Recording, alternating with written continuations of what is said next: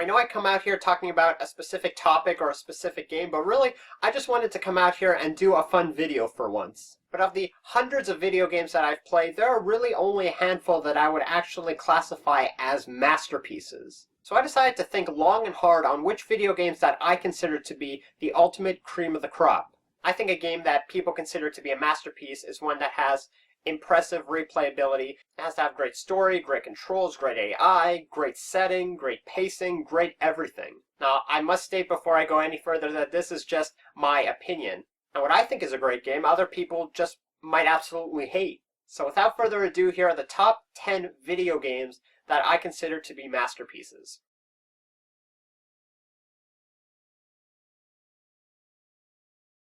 Coming in at number 10 is Katamari Damacy. Now, a lot of people will disagree with me on this one, but I think Katamari Damacy is the perfect game. I mean, it really is the ultimate feel-good game. And I know if I'm ever feeling low or if I'm feeling depressed, I could put that game in my PS2 and come out smiling at the other end. The gameplay is fantastic. The music is fantastic. The humor is so funny. It's such a simple premise, but they do it so well in this game. You start with this very small ball, and as you continuously roll it to pick up objects around you, that ball gradually gets bigger. The only thing is, you cannot pick up objects that are bigger than your ball. I mean, pretty soon you're picking up cars and people and buildings, and I don't want to give it away, but it really is one of those just fun, happy experiences in video games that I think everyone should play. Coming in at number 9 is Demon's Souls. Now, if you haven't seen my impressions on Demon's Souls video, I suggest you click the link right over here. It is, in fact, one of the hardest games that I've ever played, bar none. And in fact, if we were to create a spectrum on the most casual games to the most difficult games, Katamari Damacy would be on this end, while Demon's Souls would be on this end. Not only is it an extremely challenging game, but it's also one of the best action RPGs that I've ever played. I mean, you're talking to a guy who doesn't normally play action RPGs, so for them to create a game that makes that leap for me is really something astonishing. And not long after I made that video, I actually completed Demon's Souls for the first time. And let me be clear, you will die a lot in this game. If you go into Demon's Souls without a strategy, you are just setting yourself up for failure. The bosses are just some of the most ingenious and punishing bosses that I've ever had the pleasure of going up against. Demon's Souls plays very similar to Shadow of the Colossus, but where Shadow of the Colossus is very much a less is more mentality, Demon's Souls is very much a more is more mentality. It is just one of those rare gems that you only come across once in a while, and I had a phenomenal time playing the game, and I'm about to take on Dark Souls, so I'm very excited to head over to that game. Coming in at number 8 is BANJO-KAZOOIE and BANJO-TOOIE.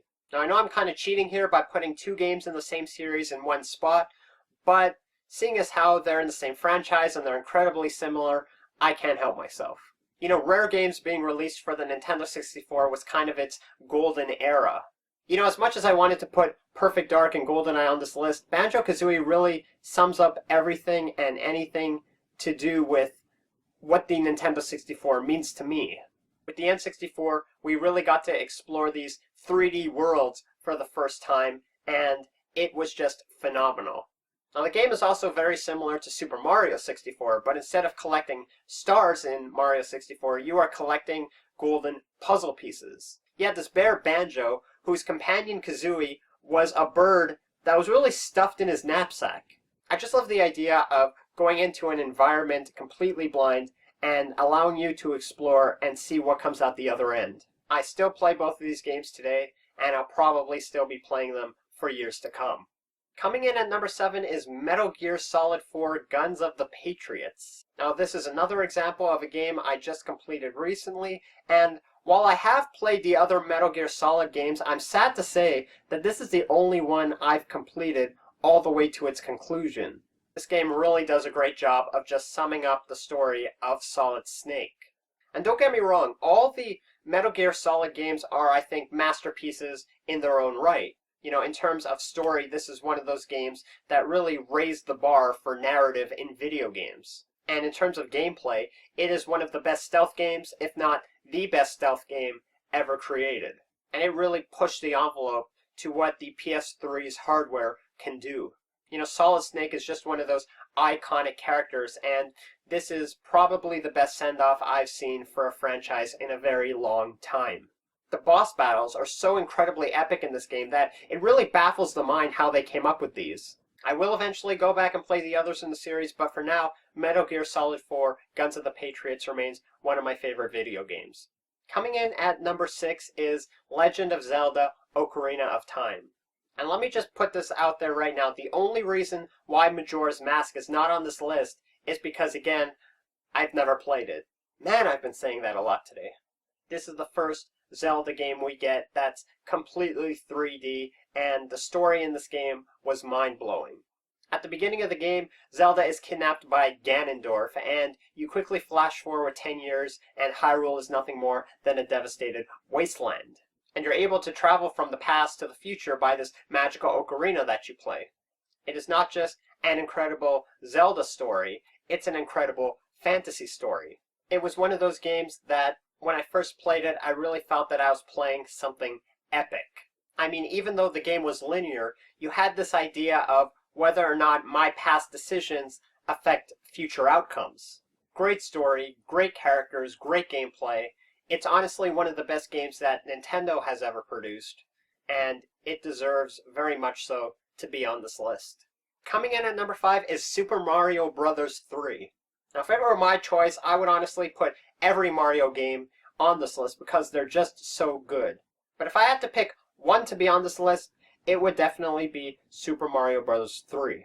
You know, back then, games cost $50 a cartridge, so if you only got to pick one game, you'd have to make sure that it was a game that had amazing replay value that you could just play over and over again. I mean, here was a game that you probably had 50 or so levels that you could play or replay at your own leisure. You know, the level design was just so incredible. It was the first time we actually saw level design of this high caliber. I mean, there's a reason why certain games stand the tests of time.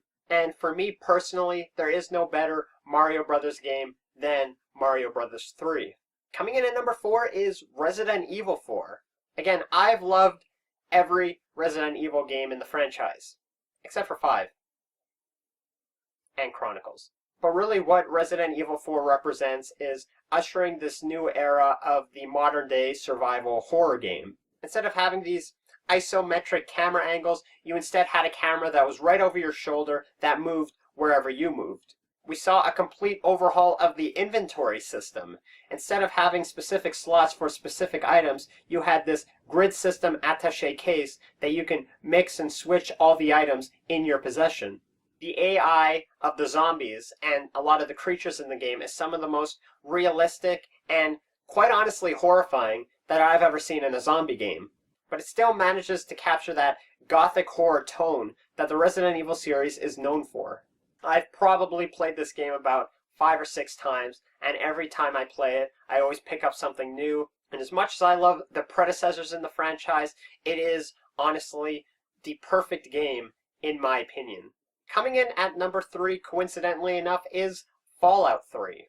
Now, I was not one of those people that played the original Fallout or its sequel all those years ago back in the day. But seeing as how I'm a huge science fiction nerd, I couldn't help but play this game. The game opens up, and it's set 200 years after a nuclear holocaust has devastated the Earth. You, of course, emerge in one of the vaults that has preserved much of humanity, but after your father goes missing, you decide to make the choice to head out in the barren wasteland that was once Washington, D.C. And I remember very early on when some of the concept art was leaked on the internet for this game that many thought it was a worst-case scenario situation developed by the people in Washington. I mean, next to Demon's Souls, I think Fallout 3 is probably one of the best action RPGs ever released. Of course, you have the VATS targeting system, which freezes everything that's happening and targets an enemy in front of you. But you don't have to play the game that way. I think one of the greatest aspects of Fallout 3 is it's not entirely linear, and you can go wherever you want, explore whatever you want, and part of the fun is discovering new locations that you didn't know were there in the first place. I mean, it was very interesting to see how Bethesda imagined what our world would look like had this nuclear war occurred. It is one of those games that will forever go down in history as one of the best video games ever made, and If you haven't played it, then do yourself a favor and go check it out right this moment. Coming in at number 2 is, surprise, surprise, BioShock. Now, like a lot of the games on this list, I've played BioShock several times. And for me, it is just, again, one of those perfect games. Your plane crashes in the middle of the Atlantic Ocean, and you find this lighthouse, and you quickly enter it, and you go deep underground to the nearly destroyed city of Rapture. And once you get down there, you quickly realize that something is not right. I think there are really two aspects of gaming that set BioShock apart from other games that were kind of similar to it. First was the idea of plasmids. Instead of straight up killing your enemies with guns, you had these special abilities that you can use and collect to kill your enemies in a many number of ways. You had the Electrobolt, you had the Bee Swarm, you had the Telekinesis Plasmid, you had the Freezing Plasmid. I mean, literally the possibilities were endless. But I think what was also different about BioShock is it wasn't just everyone out in the world trying to kill you. Sure, you had the security systems and the splicers and the big daddies, but they were as much against each other as they were about attacking you. I mean, BioShock really exemplified that it was every man for themselves, and you got that feeling when you were inside Rapture. I mean, it's just one of those monumental games, and 10 years from now, 20 years from now, people will be playing it for the perfect game that it is.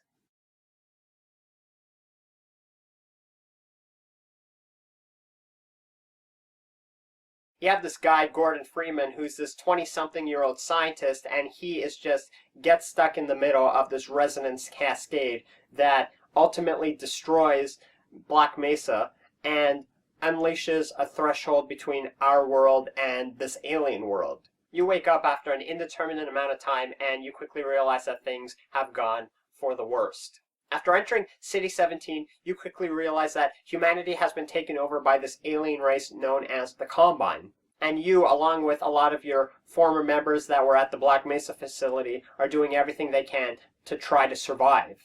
What makes Half-Life 2 so great is it's kind of a modern retelling of War of the Worlds. And you, as Gordon Freeman, have to defeat the Combine and reclaim much of humanity. But if we're talking about straight-up gameplay, I think the best aspect of this game is the gravity gun.